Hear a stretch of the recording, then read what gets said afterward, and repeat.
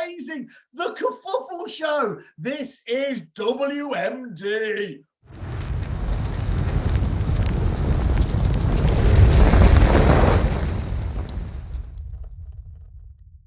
Whale, Mince, Durant. How is everybody here today, people? Really good, thanks. Look at that. Look at the excitement on Richie's face. He loves these ones. How much training, how much notice did I give you on this, Rich? Weeks, Simon, weeks. It was, isn't it? 40 minutes. It definitely wasn't on Friday. I've come up with a name. It's a good name, but I haven't really got any content. But we'll worry about that later. But it's too good, isn't it? It just, look, sometimes WMD, it just lays you. It lays you in the direction we need to go in. And we need to say we've been bad boys, haven't we? We've been bad boys in a number of different areas. We've been bad boys, though, mainly to ourselves, because we actually, all we do is talk about the wonderful 700 suppliers that are on our site, and we don't actually do a particularly good job of telling people what we do, I think, if we're honest. What do you agree with that? This isn't a disciplinary, but it could be.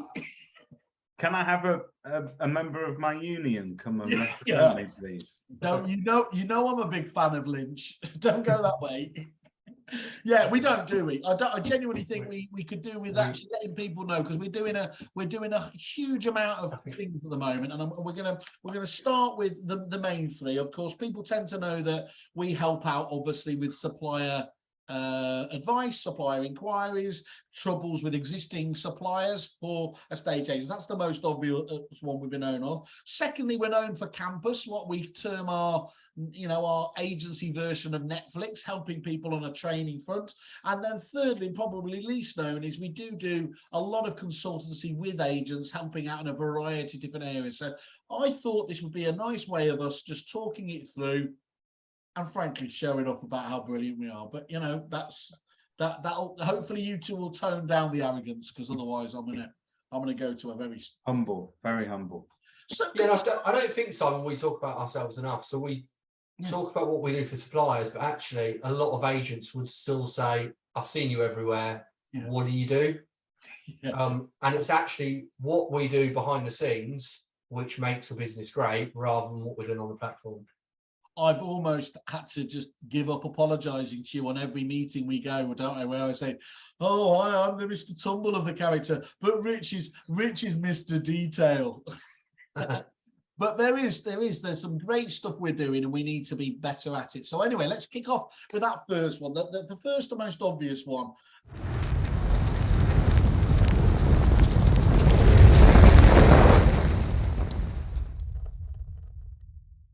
One thing I'm very proud of, I mean, there's loads of things I'm proud of, probably the merch most of all, but people forget that before we started this little old company a while back, there was no proper A to Z even of the suppliers in there.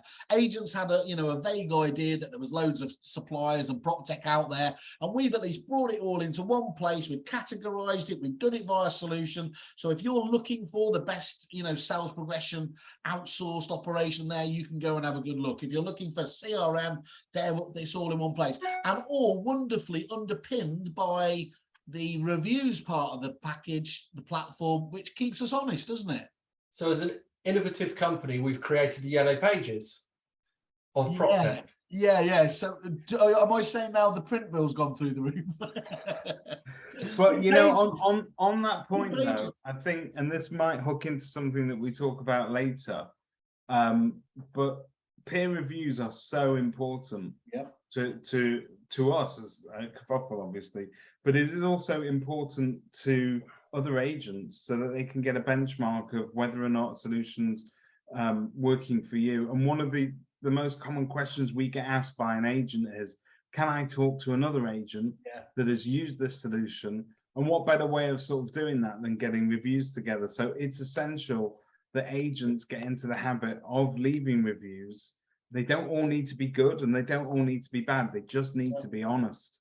And I think the value that delivers to the industry, not even to Kerfuffle, I must say, but just to your peers in the industry, there is nowhere else that they can turn to for this information all in one place. So as a free resource, take advantage of it. And can I add to that even further? So there's one thing, the public reviews, there's the other reviews which we see behind the scenes, which obviously logged onto the agent dashboard, but it's quite strange that you'll see, you know, supplier A scoring top marks on the public site, but actually when agents ask us about what the behind the scenes scores are, there's a variance because people may be nervous to leave a negative review, but they're not nervous to leave it on their own private dashboard.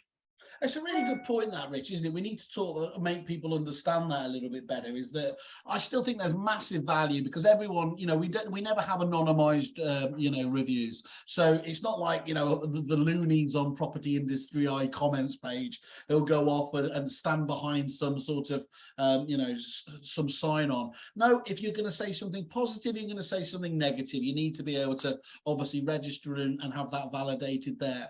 But what has been very clear, even with some quite well-known cases, I mean, famously there was Cream Club, which, you know, went through this industry like a bad case of COVID, really, and yet publicly there was never any.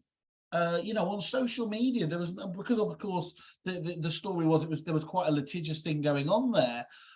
Nobody would have ever known that unless you were in the right groups, and I think that's something we've been very keen to make sure that doesn't happen with our platform. So from the get-go, to be able to have those public testimonials is great, but yes, underneath, every client has the ability, don't they, to build their own dashboards free of charge, absolutely free of charge, and put the suppliers that they use on a daily basis, both good and bad, in there. And they use it for a variety of sources, don't they? So they can upload their contracts. So rather than being lost in filing cabinets or email boxes or DocuSign, they can put them all in one place. They can put the costs in just to keep a nice, you know, a nice simple tally of what they're spending on PropTech and different suppliers.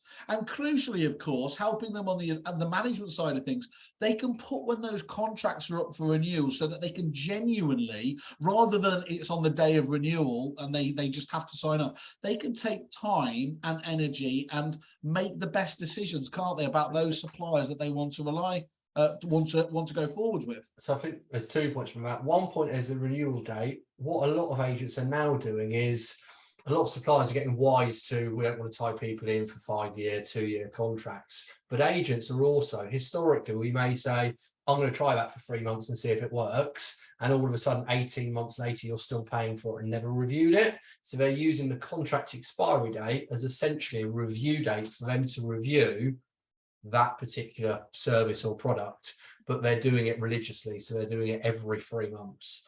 But going back to that secret NPS score, and we've got a video waiting, we're just checking out legally.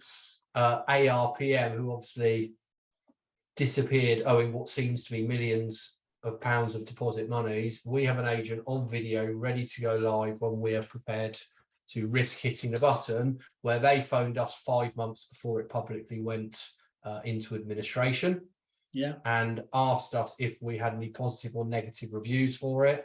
The NPS score within sort of the back of our system took a huge decline. There was lots of comments about struggling to get my tenants' deposits back, requesting the money back. It's taking 8 weeks. It always used to take 7 days. And based on that, we relayed it back to the agent, and we put him in contact with a couple of people who had left very, very negative internal reviews. And as a consequence, they made a decision not to outsource their property management. And obviously, famously, ARPM 4 months later just went pop. And we should be quite popular there, shouldn't we? Really, I mean, being really honest, that's a proper canary in the cage warning system, that, isn't it? And we can only do that the more and more agents who are prepared to put in their private NPS scores. We will clearly never share them with anybody else without permission, but we will anonymize them and we will see trends. It's really important, that, isn't it? We really need to get across to people that the success of this will not be down to, you know, us having the best pink merch out there. It is that community element there, and you get out what you put into this, don't you? And exactly right. If you can put this, if you put stuff in there, we'll be able to share it with you, and everyone wins on that basis. We will get rid of and we're lucky, aren't we? Hopefully there aren't too many rogue traders out there, but they can cause tremendous damage, can't they? Yeah, but you know what? This has been an ongoing industry discussion, sort of behind closed doors on different groups and different messages and so on. But this is a small industry. We do tend to share news. It tends to be the more negative news that is more like salacious gossip. People want to hear it. You cannot afford to form a business opinion around that kind of gossip. You've got to form your business position based on other people's NPS scores in terms of the way that they've been treated, and that filters through every single part of that service, really, whether it can be relied on. What it comes down to is trust, and that's really the NPS scores. To be honest, we may as well just call them trust ratings, because that's really effectively trust and satisfaction are the biggest parts of it. And what they also do, David, is they allow us to inform agents where there may be a slight risk or what they're being told may not be completely correct. So again, I'm clearly not going to name them, but there's one supplier who promises to deliver the onboarding in a set period of time. What we know from our NPS scores is every single agent has said, 10 out of 10, 10 out of 10, onboarding was delayed by 8 weeks, onboarding was delayed by 12 weeks. So at a point they're signing a contract, they're being told onboarding is going to be in 2 weeks' time. We know that it's not. So what we're able to do is inform the agents to say, have an expectation that it's not going to be in 2 weeks' time. Alternatively, get something written into your contract to protect yourself, but if it's not in 2 weeks' time, there's an outcome, a positive outcome for you. And based on all of that sort of NPS stuff, we are able to advise agents correctly. And suddenly much more relevant, aren't we? So we started off obviously just wanting to get simple reviews in, but one of the lovely enhancements that I'm sure many people watching this won't know is one of the more recent additions just to the review process is we also ask people, who did you used to use previously, aka who have you upgraded to? Because as important as it is to know who your, how your next potential partner supplier is going to perform, it counts 10 times more if you know how they've actually managed the process of upgrading from the package that you're actually on, doesn't it? If you think about some of those complex things like CRM, website, email provision and nurturing there, those are really tricky onboarding processes, aren't they? So to have had somebody go through the same journey, walk in their shoes, is vital. The key one at the moment that's doing the rounds is obviously Dupix is still, I think we're just under 6 months away from it disappearing altogether. And so there are still a lot of agents out there trying to choose their next CRM. And the most frequent question is, what's the data migration like? And the only real answer to that is to hear from an agent that has used the same system that you're on, migrated across to that new CRM, and how much work was involved and whether they lost data along the way and what the process was like. There's nothing that quite beats that. Because here's the thing that would happen back to you, isn't it? If you were, when we were sat wonderfully in the good old days and me sat opposite you, you're talking to me, and of course, Simon, you do data conversion. yeah, we do data conversion. Let's move on now. Let's move on. Because here's the thing: there's not a supplier in the industry that wouldn't say they don't have a data conversion process, do they? Yeah. But there is a spectrum of competence that is massive, isn't there? And it's not just in CRM, it's in all different sorts of areas. Are you bringing across the archive database? Are you bringing across calendar information? Are you bringing across brochures if it's, again, CRM? So there's a real, what would you have done differently question to somebody who was on your package moving to this new one can save literally weeks and months of tears.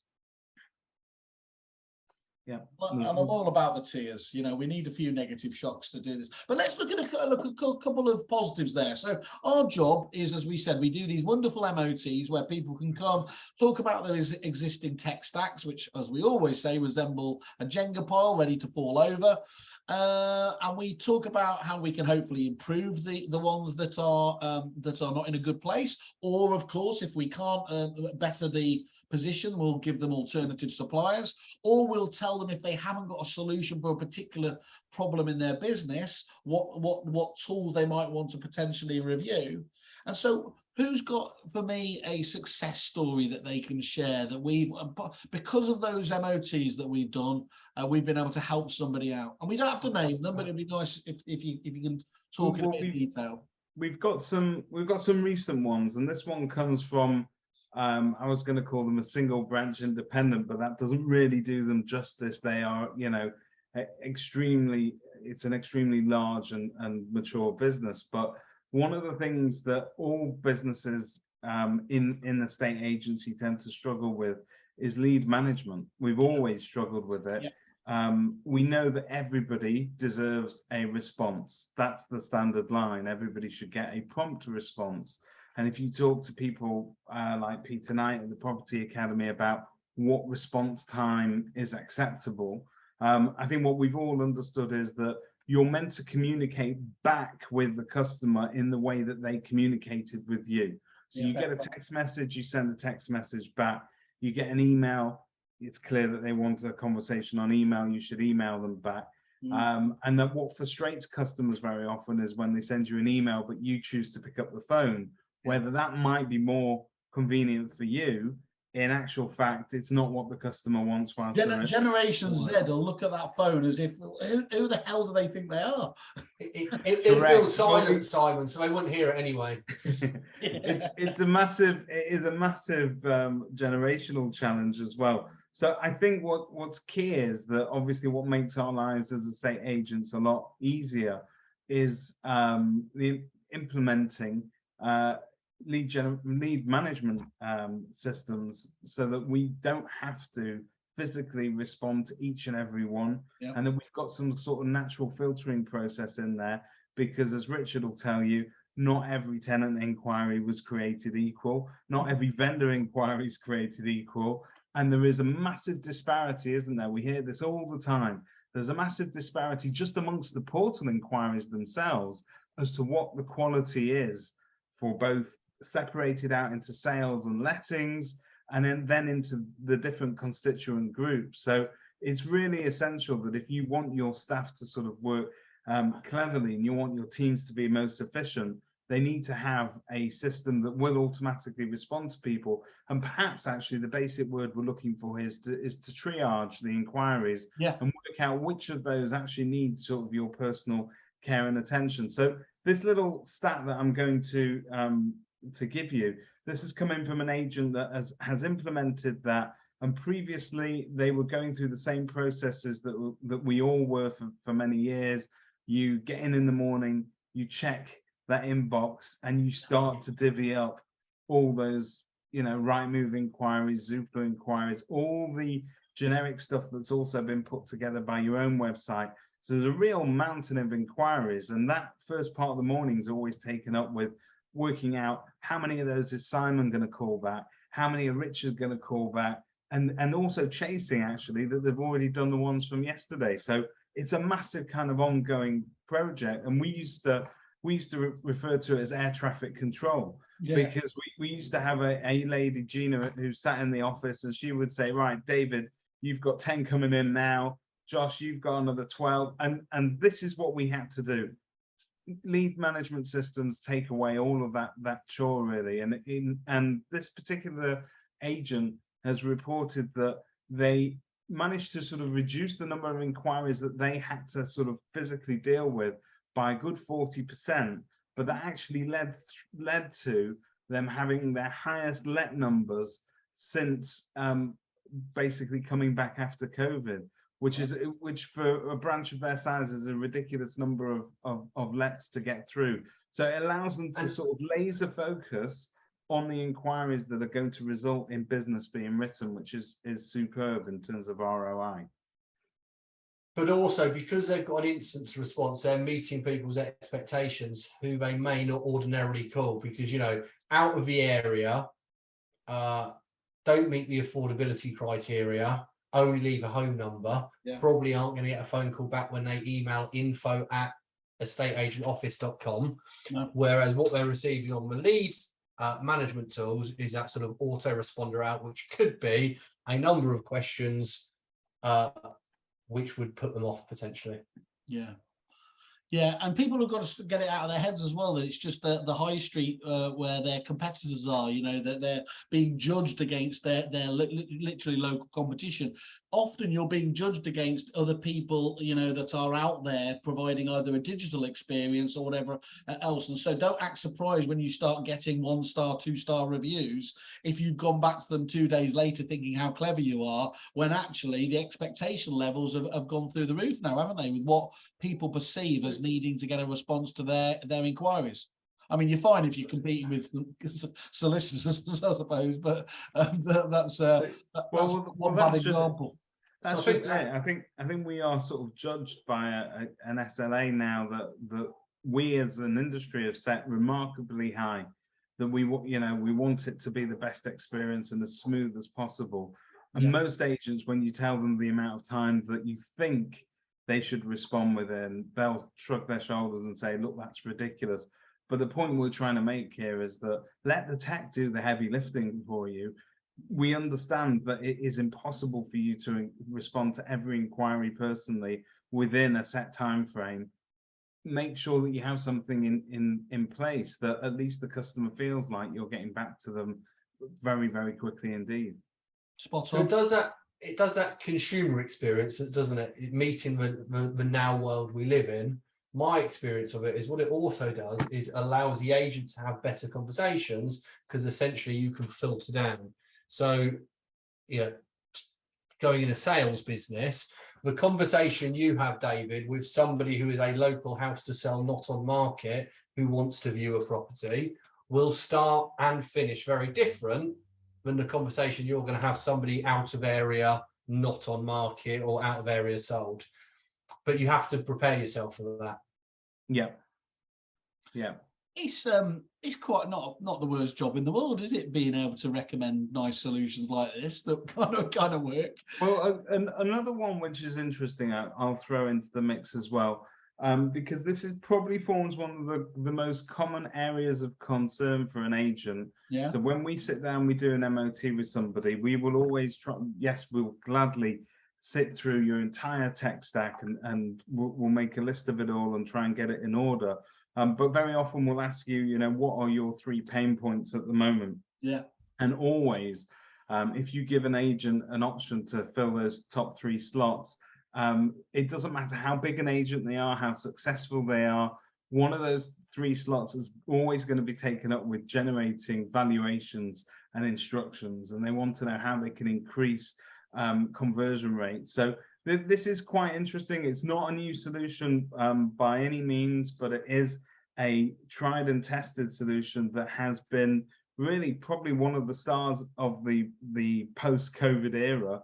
Over the past 2 or 3 years, it's seen some massive uptake. But Akaboom has, for this particular agent that installed it, on their sales side, they saw an instruction increase of about 26%. So an actual noticeable difference that they're converting more than they were previously. And that, again, is in a tough market where it's hard to secure those instructions. And the lettings, because you can also use it for lettings. So the letting side of the business saw a conversion rate of roughly speaking 85% valuation to instruction, which is, for the amount that they do, I can't stress enough, this is a huge win. Yeah, I think I know the agent you're talking about, and look, the key thing here is that everyone always giggles about that whole trite line where you need one more instruction to pay for this. But because it was seen as so cheesy, people stopped using the ROI justification here. But we're talking, we're talking a world of difference there, aren't we, to just winning one instruction? Those are fantastic figures. Those are great figures, and let's face it. What defines you as an agent in a market where there's so much competition for that piece of business is how much those vendors or those landlords are actually going to remember you and your pitch by the time that they're finished and seen everybody. Because don't forget, we're all experienced. Yeah. We're all the most efficient agents you'll ever meet, and we're all the best value for money. those messages are going to be constant. But if you want to stay in front of those people, and you need to have a very thorough pre-valuation process, but also the follow-up is super important. In fact, if I was listening correctly to another podcast, but I think Martin Baum, when he's training people, he says that they need to split that job into thirds, so that you spend a third of the time before evaluation, a third of the time in the room, and then a third of the time following up on the instruction. Akaboom is one of those things that again takes the heavy lifting out of the before and after, and you get to concentrate on your pitch in the room, which I think is invaluable. 2 points on that, David. One is I heard from somebody last week the fortunes in the follow-up. Yeah, and that's a lovely. Oh. Yeah, I'll claim it as my own. I came up with the fortunes in the follow-up. We should do a T-shirt with that in. Rich's phase, fortunes in the follow-up. We'll have it. But also on that, and whether it's Akaboom or whether it's similar products, it's also about how much effort and time the agent's prepared to put into the material they're prepared to put out. So again, speaking to agents, we know what's working, what's not working.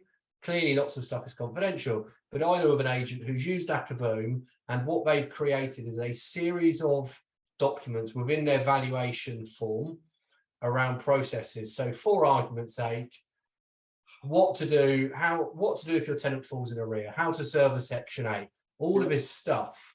But obviously they're getting notifications through. Now, nobody's opening a document on Section 8 unless they've got a tenant in arrears not paying the rent who they need to evict. So all of a sudden the agent's getting notifications.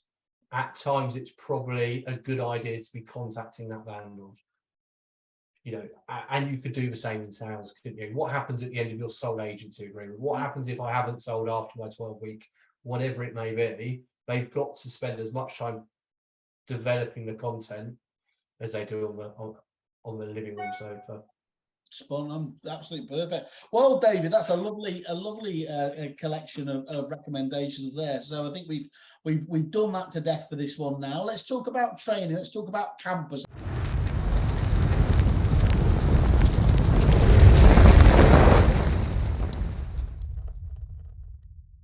Obviously, we've got this fantastic sort of platform for improvement, development. We've got almost 100 videos of the likes of Julian O'Dell on there, but we've got everyone coming on board already on there. Chris Watkins been kind enough to give us his content, hasn't he? We've got some stuff from Tony Morris on there. We've just done, let's talk about it. We've just done a brilliant tie-up with the amazing Charlotte Campbell from Able Agent, haven't we? Where you can get both of these, both our membership and our campus, and her Able Agent for under £100 a month a branch. I mean, that's.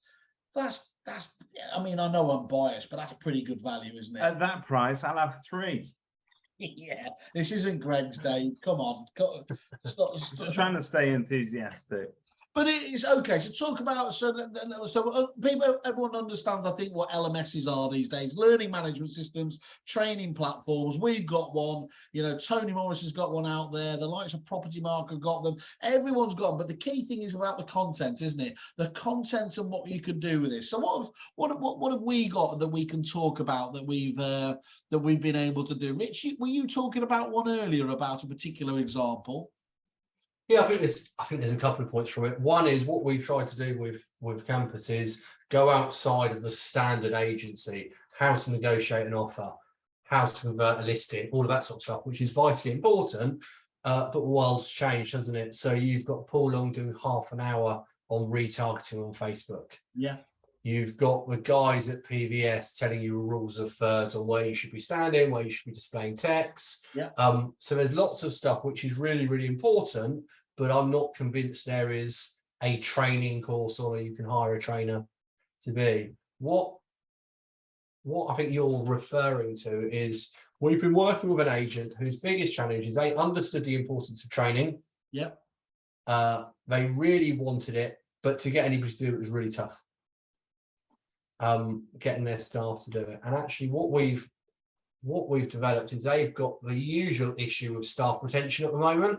Yep. And that is a number of things. One is people resign and there's no talking them round when actually they haven't been promoted for a period of time and they're probably working above the level that they should be.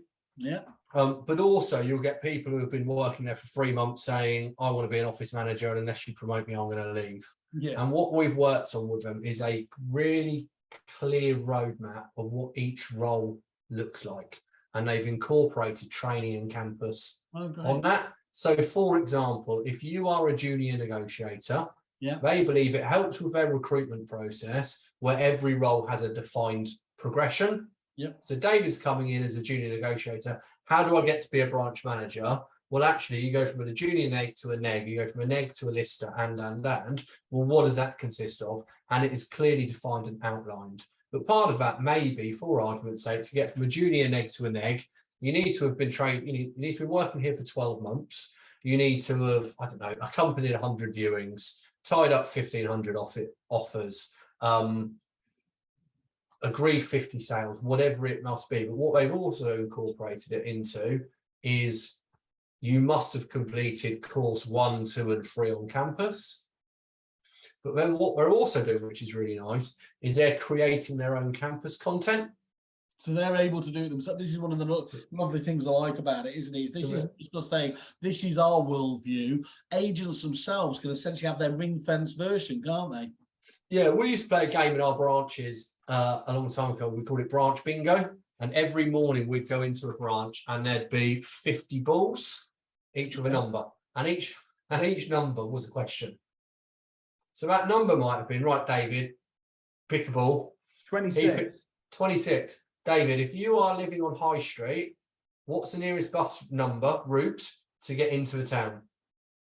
Who's the head teacher of St. Joseph's Primary School? All of that sort of stuff. Yeah, because you need to know that sort of stuff when you're speaking to people.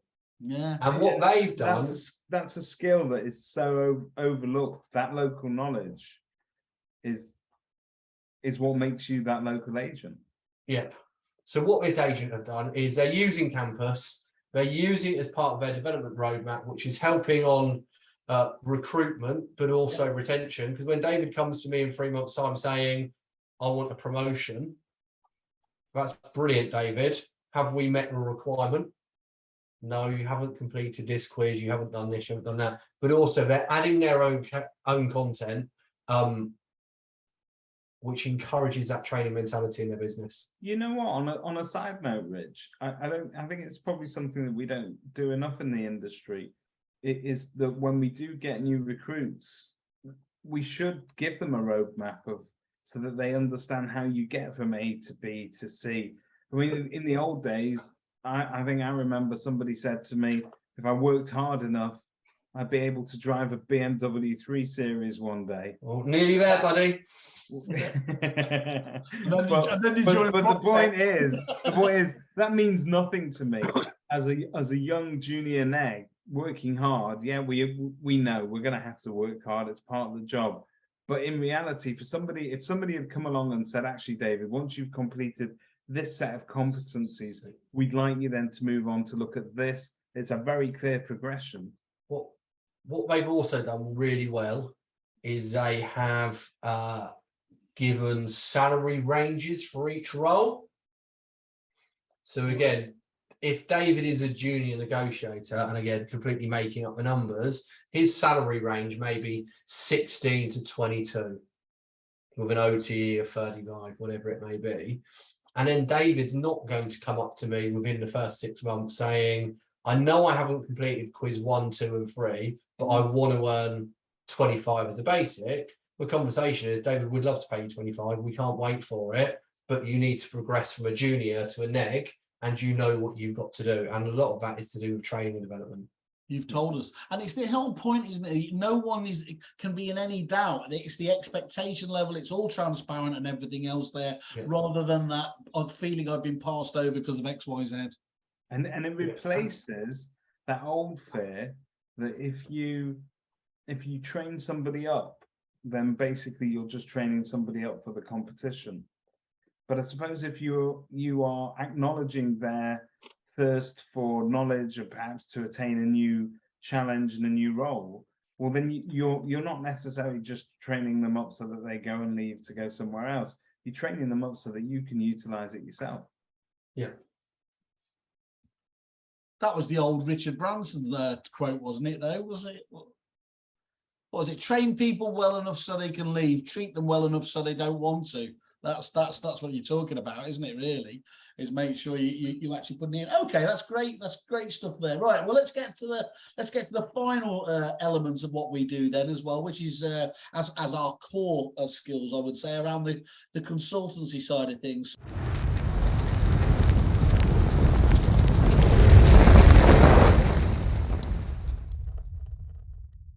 So as you just said there earlier, David, what we're very, I think, quite adroit at is asking, you know, what are the three main issues you're facing in the business at the moment? And normally we can jump into stuff. And actually, this is where, you know, of course, they can come to me for pseudo tech issues, which I'll pretend I know about. But you guys obviously have a huge amount of knowledge from the agency world, from the marketing world, you know, from that element. So you get involved in some really interesting areas, don't you? Yeah, we do. And you know what? Sometimes the pitfalls of asking that question about what your three major pain points are is that we very often, if we were to only look at that, we'd scoot over some issues that do affect most agencies, but they're just not the most prominent of issues. It's not the first thing that hits you as you walk through the door, but they add massive efficiencies. And I'll be honest with you, I love Christian Byfield to bits. He's a lovely, lovely guy. He's a great advocate for the industry. But initially, when somebody introduced the depository to me, I thought, great solution, but is it, you know, do we need this? Is the end of a tenancy process as difficult as they make it out to be?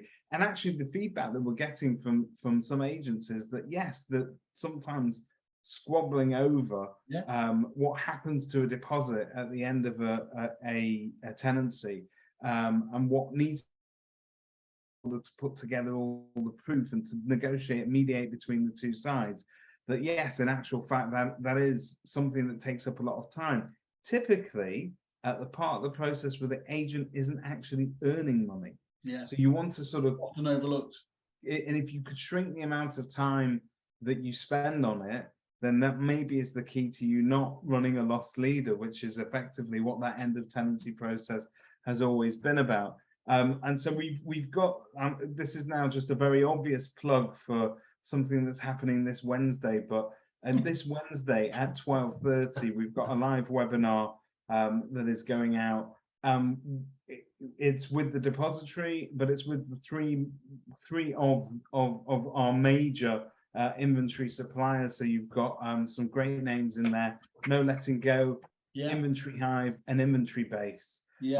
And Depository have built really great integrations with each of these major industry suppliers to try and sort of make that end of tenancy process as efficient as possible. And the claim is that you can shrink effectively 90 minutes of work all the way down, and you'll learn how on this webinar.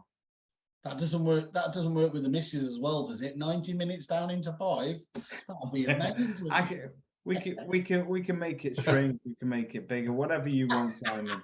We have the power. That's so that's really good, isn't it? Because so what you're getting across as well here is that some of the strategic advice and consultants we do is as well often around suppliers, isn't it? So we kind of, I know we've loosely, in my simplistic way, we've called ourselves a bit like the Cilla Black of prop tech, don't we? Where we say, look, these guys over here have got a nurturing tool. These guys here have a prospecting tool. Together, the two need to be working together, because there's a couple of reasons. You either do the integration because it helps improve both products per se and the experience for the clients, or you do it because you're trying to get into the client base, and it's perfectly reasonable to want to do it for both reasons, isn't it?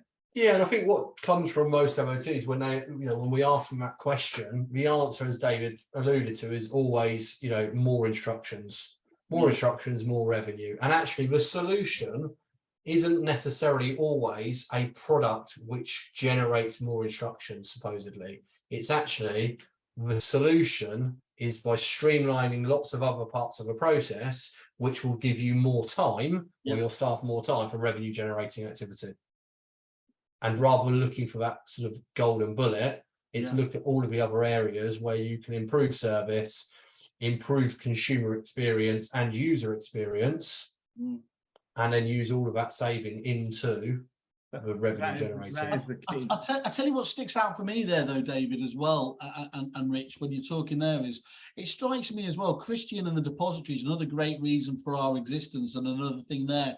So Christian has obviously created this out of a real world challenge in his own business, and in his own world as well. He's going to do great as well there, but with us hopefully able out there to start shouting about how fantastic they are, that route to world domination should be shorter for him, shouldn't it? Because actually, I mean, I think they've already gone out and they've nailed, you know, they were known as doing well in with some of the strong independents, you know, but your Paramounts, your location, but they've gone now out into the likes of Romans as well, haven't they? And that side of things. So this is now a product that's actually just got into that wonderful sweet spot, hasn't it, where everyone's keeping an eye on it.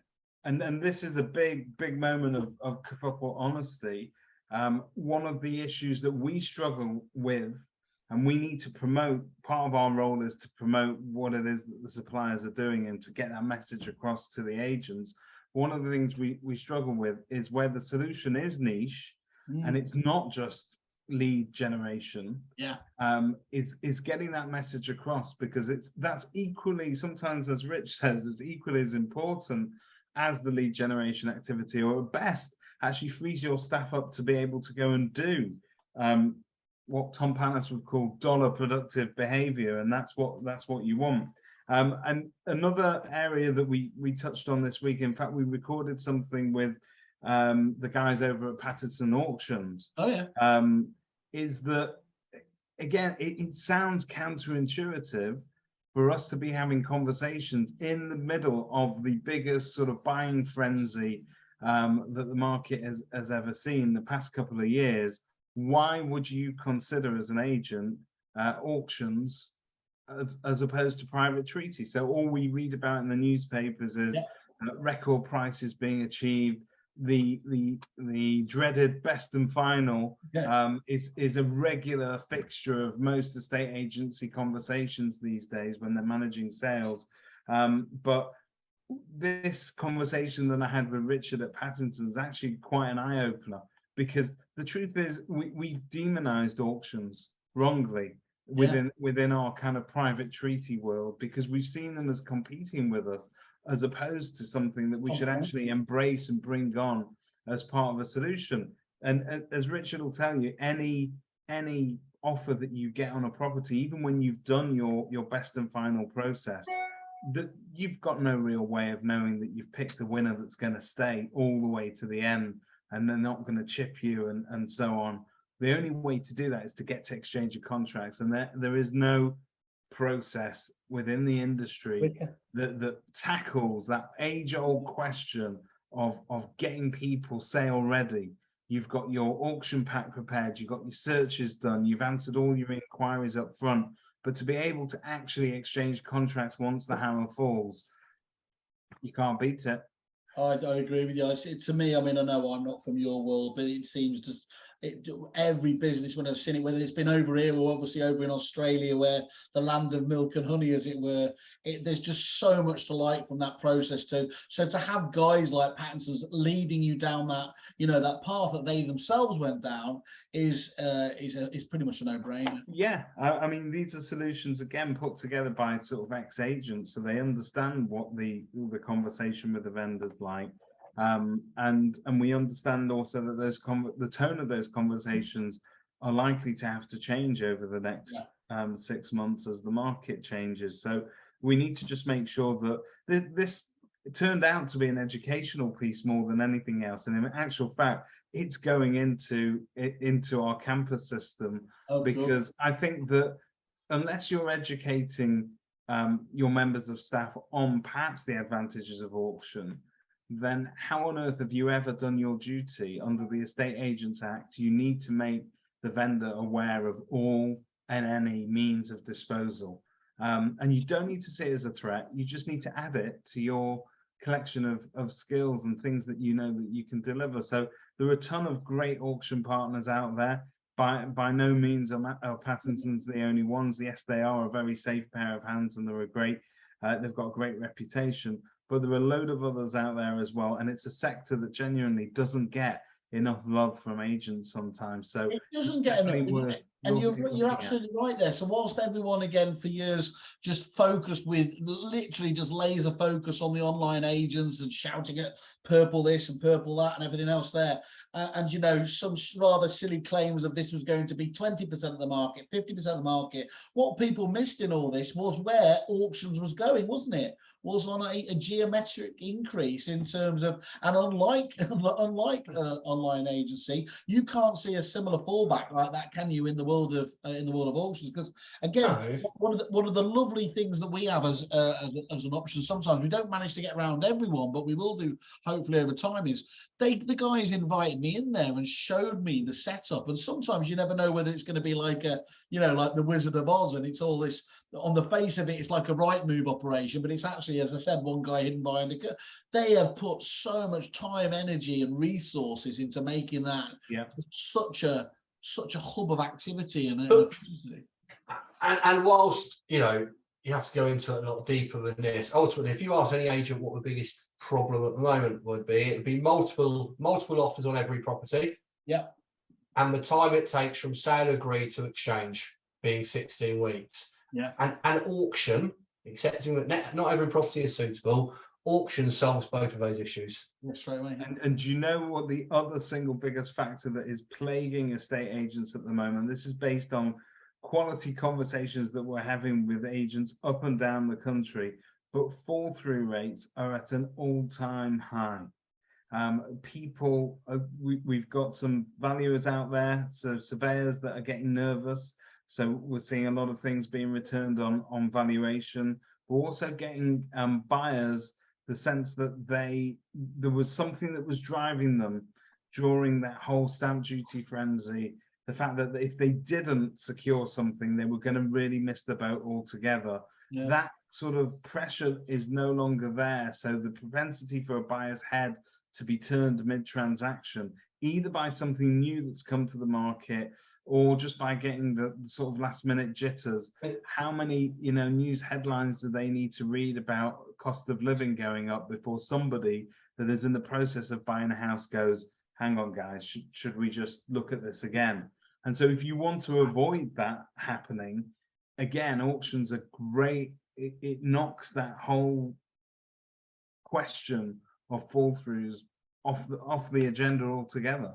And vendor commitment. So I'm hearing from a lot of people as well, like you say, challenges with pipeline, but a lot of vendors giving up. So they've achieved a price, and all of a sudden, whether they're moving up the ladder, moving down the ladder, moving off the ladder, there's just that nervousness at the moment, and a lot of them are just giving up.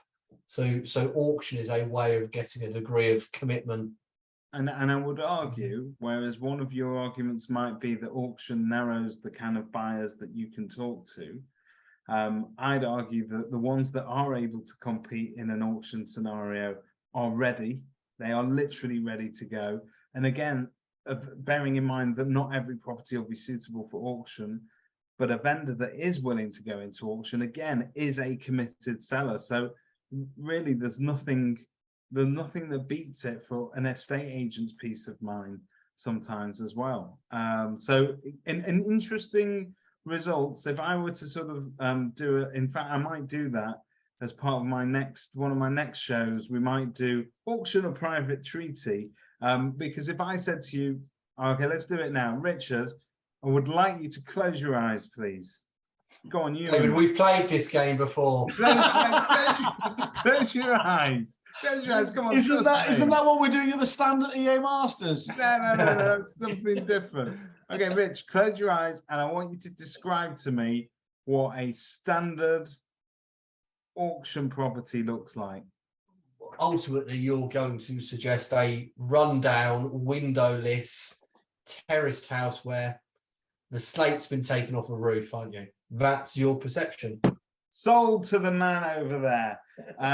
Yeah, exactly. That's what the misconception has been, but that's what the perception for many, many years, that it's only suitable for distressed stock, for distressed sales, for things that that is just too ugly to put out there.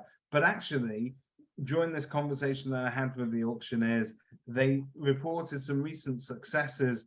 I think so. One of the stories was they had an agent that had suggested bringing their house to auction. At the time, the vendor had 3 or 4 different valuations that all projected the final amount at around 750.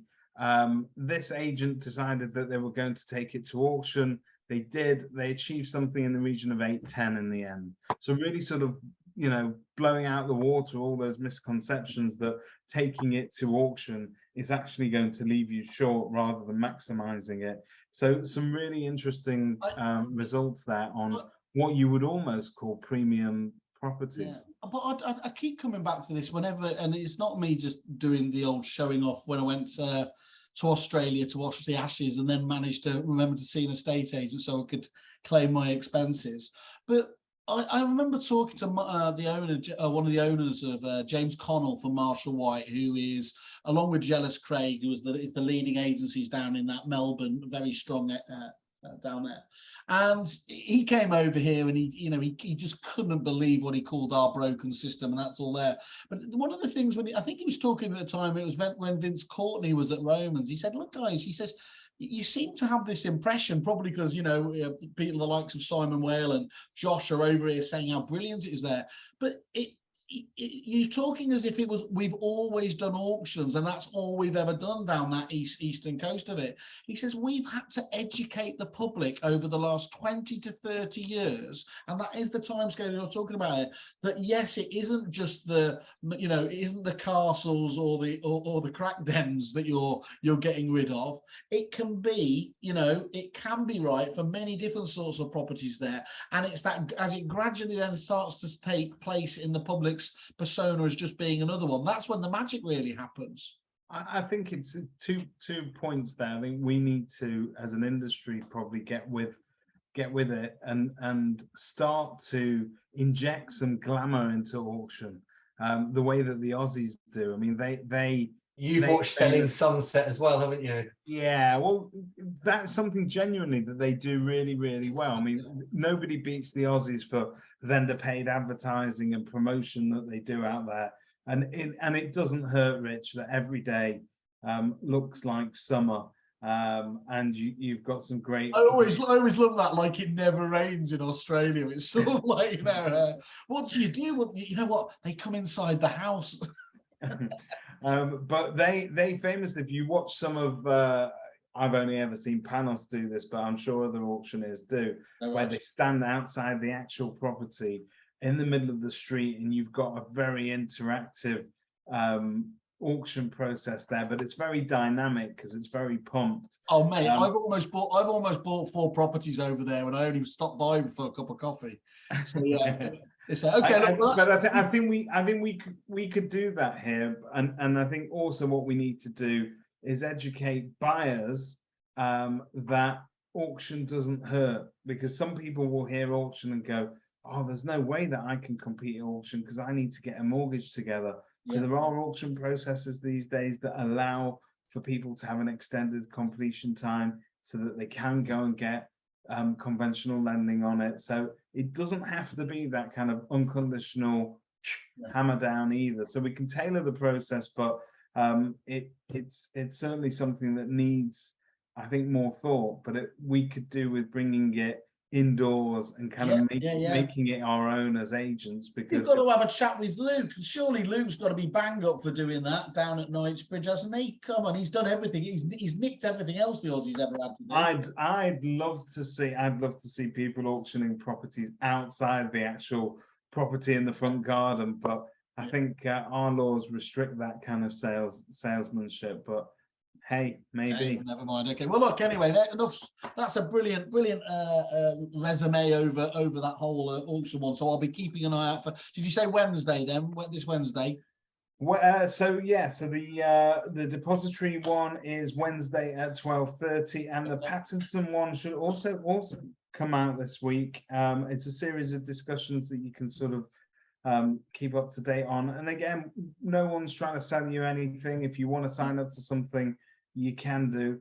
But this is an education piece. And the key thing to remember is find out what the advantages are to your business. Yeah, the key one to remember is, look, if you ever miss one of these, you don't watch them live, just go to the landing page on kerfuffle.com of any of those, and all the interviews or webinars or panel shows we've ever done are quite happily there for you just to look and review. And before you even have to put your head up and get chased by a salesperson, you can decide whether that's a company that deserves and warrants further attention. Guys, I'm just conscious of time, I'm just going to wind up. But is anyone who I think we had about 20 to 30 suppliers a month. Would that be right, Rich? You're Caesar style in terms of letting them on and off the site on a monthly basis. Is that about right? Who we're speaking to? Yeah, who we're actually adding. Yeah. Yeah, so we're speaking to about 30 suppliers. As time has gone on, we've got better and better with honesty. Whereby actually, there's lots of international products looking to come over, suppliers looking to come over, and we'll look at it and see if there's localization projects which need doing and so on, because we want to get to a point where every product on the platform is at least fit for purpose. So 30, of which probably 20 will end up on the platform. Okay. And Dave, you were talking about one that caught your eye. Was it Help Me Fix? Was it? Yeah. So it's an interesting part of our processes, if you like, is when we talk about property management. It's always, how do you handle your repairs? And it's one of those nightmares of managing contractors. And very often a classic call out that you will get is that my boiler won't come on. It's just not working. I don't know what to do with it. I've pressed all the buttons. It ain't working. Have you tried to top up the pressure? I don't know how to do that. I don't want to start fiddling with it. And you inevitably will then on that kind of call end up where you cannot help the tenant. The tenant doesn't want to deal with anything because they don't feel confident enough to get involved. And you'll end up having to send out a contractor. It'll be a call out, and it could be something as simple as just topping up the pressure on a boiler, which literally is just a tap. Even you could do it, Whaley. I was going to say, do we test him? Whaley, go and top up your boiler now. Does it pass the whale test? If so, then 99% of but literally a lot of the call outs could be like that. So what Help Me Fix does is effectively it will slot in, it works alongside other repair reporting software, so it works very nicely with things like FixFlow, but effectively your tenant will be connected to an ex-engineer who will then talk them through different scenarios and check at least whether or not this is something that could be easily fixed without a call out, or in fact, does it need somebody to come out and actually look at it? And one agent that we spoke to in particular reckons that they've saved their landlords about $9.5 grand in repairs over time in using this solution. How long is that? What time is that over? Well, this has been running now, I think, since before Christmas, to be fair. So it's had quite a fair run up. But the point is that they are convinced that there have been several scenarios in which the engineers at Help Me Fix have been able to talk a tenant through repairs. So this isn't all about getting your tenants to just do their own repairs. No. They're not going to. Right, now once you're on the roof, you want to make sure. Rod Hull.